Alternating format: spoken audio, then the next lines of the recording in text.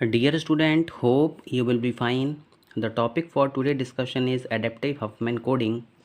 हमने Huffman coding के बारे में स्टडी किया और वहाँ पर हमने देखा कि हफमैन कोडिंग में अगर हम किसी स्ट्रिंग को, किसी वर्ड को एनकोड करना चाहते हैं तो सबसे पहले हमें वहाँ पर लेटर्स की फ्रीक्वेंसी देखनी होती है। लेटर की फ्रीक्वेंसी देखने के बाद में हम जब हफमैन ट्री क्रिएट करते हैं तो उसको दो पार्ट्स में डिवाइड किया जाता है, एक हमारा लेफ़्ट पार्ट, एक हमारा राइट पार्ट। लेफ़्ट पार्ट में हम हाईएस्ट प्रायोरिटी जिसकी एंट्रोपी ज़्यादा होती है उस कैरेक्टर को रखते हैं और राइट पार्ट में जिसकी एंट्रोपी कम होती है उस कैरेक्टर को रखते हैं। इसके बाद में स्टूडेंट्स उसको प्रॉपर ट्रेस किया जाता है। तो जैसा कि आप इस ट्री में देख रहे हैं कि यहाँ पे एक 100 है, इसको मैंने एनकोड किया हुआ है। स्मॉलेस्ट लेफ़्ट साइड में गया, हाईएस्ट आपका राइट साइड में गया। इसी तरीके से इसको हमने ब्रेक किया 25 30 में। तो इस तरीके से पूरा का पूरा आपका हफमैन ट्री बनता है और यहाँ पर इसकी कोडिंग की जाती है। नाउ स्टूडेंट्स, अब हमारे पास में अडेप्टेड हफमैन कोडिंग है। अडेप्टिव हफमैन कोडिंग को हम डायनेमिक हफमैन कोडिंग भी कहते हैं। और ये जो कोडिंग है इसका जो बेसिस है वो क्या है, हफमैन कोडिंग है। बट यहाँ पर एक चीज़ देखी जाती है कि जब भी यहाँ पे कोड को डेवलप किया जाएगा, it permits building the code as the symbols are being transmitted. यहाँ पे सिम्बल्स को ट्रांसमिट किया जाता है जिनकी कोई भी इनिशियल नॉलेज ना हो। मींस सोर्स को ये नहीं पता हो कि हमारे पास में कितने सिम्बल्स हैं, और यहाँ पे जितने भी सिम्बल्स होते हैं उनको एक पास में एनकोड करते हैं। मींस एक बार में उनको एनकोड किया जाएगा और उसके बाद में उनको ट्रांसफ़र किया जाएगा।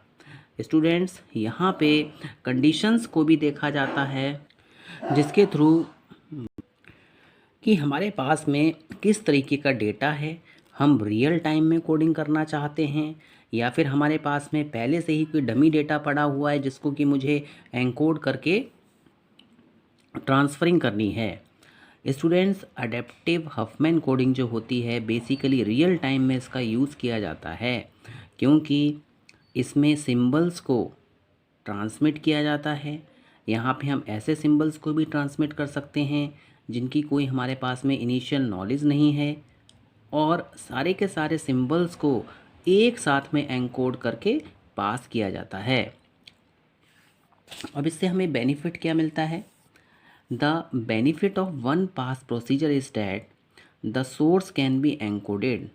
यहाँ पे हमें सबसे बड़ा बेनिफिट ये मिलता है कि जो भी हमारे पास में प्रोसीजर है हम सोर्स को एनकोड कर सकते हैं एक साथ में, और रियल टाइम में हम यहाँ पे डेटा को एनकोड करते हैं। स्टूडेंट्स, यहाँ पे जब भी हम रियल टाइम एनकोडिंग करते हैं तो हमें यहाँ पे कुछ एरर्स देखने को मिलती हैं। मींस रियल टाइम में जब डेटा को एनकोड किया जाएगा तो ऐसा डेटा ट्रांसमिशन एरर्स के लिए बहुत ही ज़्यादा सेंसिटिव होता है, क्योंकि यहाँ पे एक मिस्टेक पूरे के पूरे कोड को रूइन कर सकती है, पूरे के पूरे कोड को डिस्ट्रॉय कर सकती है।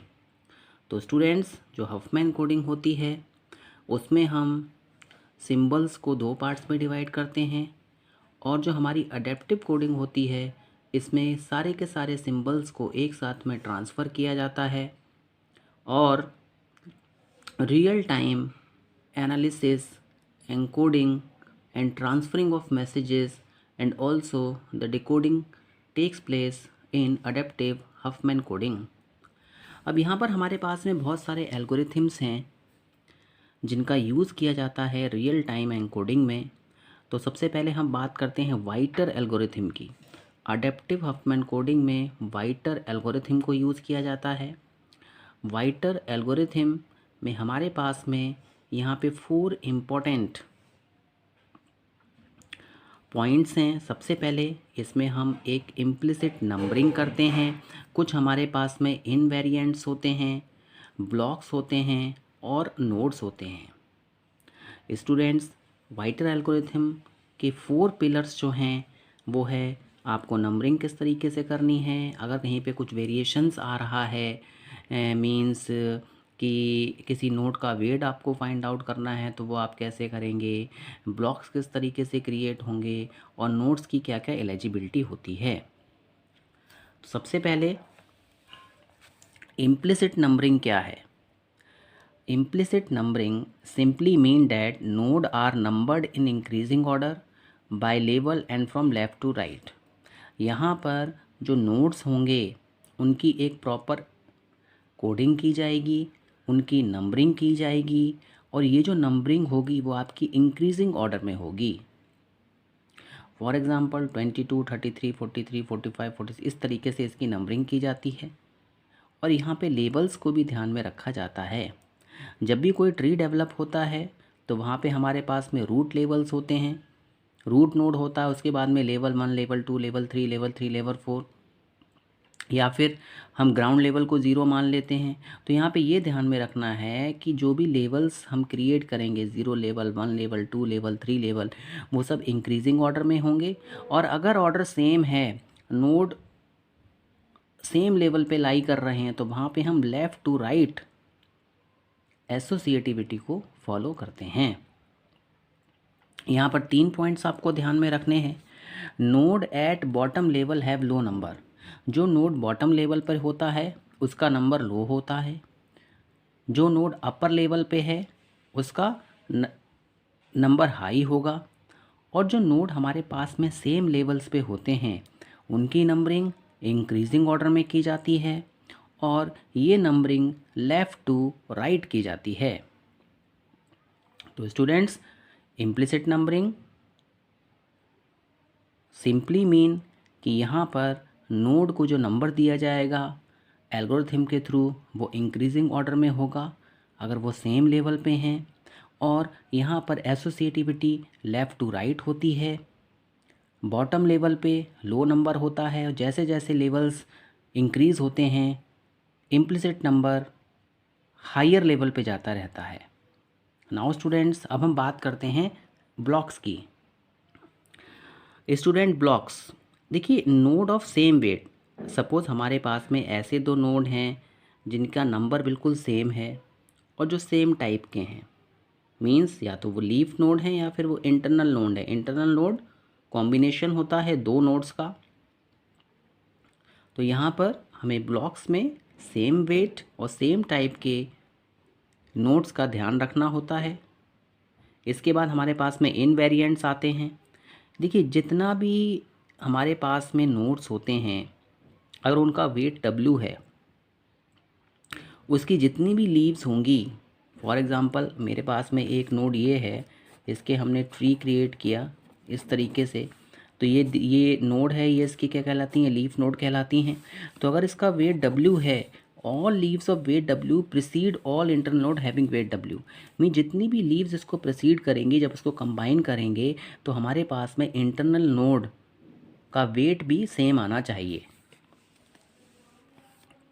नाउ स्टूडेंट्स, इसके बाद हम लीडर की बात करते हैं। ऐसा नोड जिसका कि हाईएस्ट नंबर होगा ब्लॉक में वो लीडर कहलाता है। आप इसे रूट नोड भी कह सकते हैं। यहाँ पे एक बात आपको ध्यान में रखनी है, जितने भी ब्लॉक्स होते हैं वो यहाँ पे इंटरलिंक्ड होते हैं और यहाँ पे इंक्रीजिंग ऑर्डर को फॉलो किया जाता है उनके वेट्स के अकॉर्डिंग।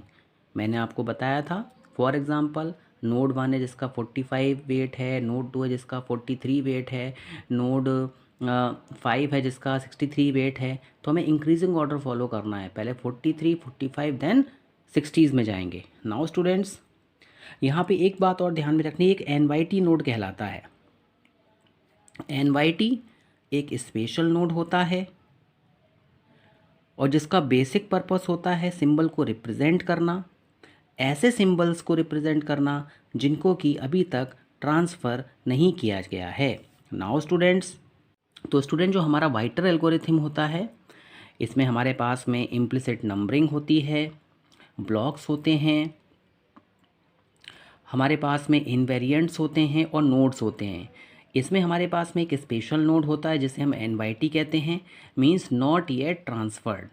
ये NYT कोड उन सिंबल्स के लिए यूज़ किया जाता है जिनको कि अभी तक ट्रांसफ़र नहीं किया गया है। स्टूडेंट्स, अब हम अडेप्टिव हफमैन कोडिंग में एनकोडिंग की बात करते हैं।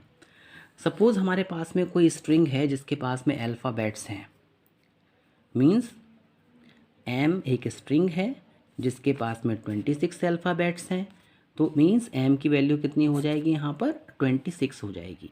Now students, for whiter algorithm find a parameter E and R such that, यहाँ पे हमें पैरामीटर्स फाइंड करने होते हैं जिसमें हम ई की वैल्यू को फाइंड करते हैं, आर की वैल्यू को फाइंड करते हैं। अगर हम ई की वैल्यू को देखें तो आपको पता चलेगा 2 की power 4 that is equal to 16 and 2 की power 5 that is equal to 32। Means यहाँ पे जो 26 है वो इस रेंज में आएगा, 16 टू ले अप टू 32। तो यहाँ पे जो ई की वैल्यू है वो आपकी कितनी हो जाएगी, 4 हो जाएगी। अब रिमाइंडर कितना बचा, क्योंकि 1 बचा, क्योंकि हम इससे हम कैरी फॉरवर्ड कर रहे हैं। तो इट मीन्स ई की वैल्यू कितनी आ गई हमारे पास में, 4 आ गई, और रिमाइंडर कितना आ गया, 1 आ गया। नाउ स्टूडेंट्स, यहाँ पे मोस्ट इम्पॉर्टेंट आप ये भी कह सकते हैं कि this is the formula by which we can create और find out the most important parameters for whiter algorithm.